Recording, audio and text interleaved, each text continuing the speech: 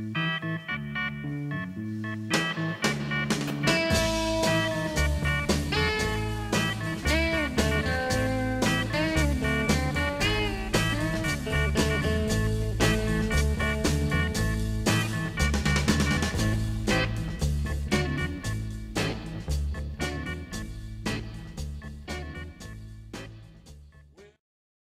que o senhor lembra de Muqui? Quando tinha ainda a linha de trem ativa aqui passando logo no início, quando a cidade era pequenininha? Eu lembro. E o que o senhor lembra? Aí conta pra gente então. Como era? O cacique passava aqui, expresso, cacique, primeiro expresso de manhã, 6h40. Não, E o expresso pro Rio de Janeiro, vinha de Vitória.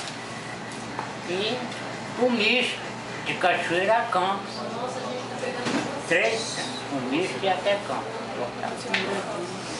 Esse foi o início que eu conheci, né? A rodoviária, a passadinha ali. E a linha mesmo, só que tinha desvio, carruagem, vagão, embarcava boi. Aí depois veio noturno. Muqui era 2 casinhas aqui numa ponte. Pequenininho, fraquinho mesmo, uma lojinha, uma loja. Vaga não tinha, sabe? Não existia nem o Banco do Brasil, não tinha. Mudou muito, não? O senhor acha que mudou muito? Modificou, né? Um pouco. Ficou melhor? Modificou. O que o senhor acha? Ficou melhor, mas não tem o cheiro de cidade maior. Fica na mesma, você crescer o lugar não te ajuda. Você tem vontade de sair daqui e ir para outro lugar? Hoje rapidinho, eu estou num pensamento. Pô, tem 80 anos aqui. 80 anos. Que eu moro aqui. Parece não, que agora em outubro eu vou no Rio. Vou tirar na série, vou ficar no Rio agora em outubro.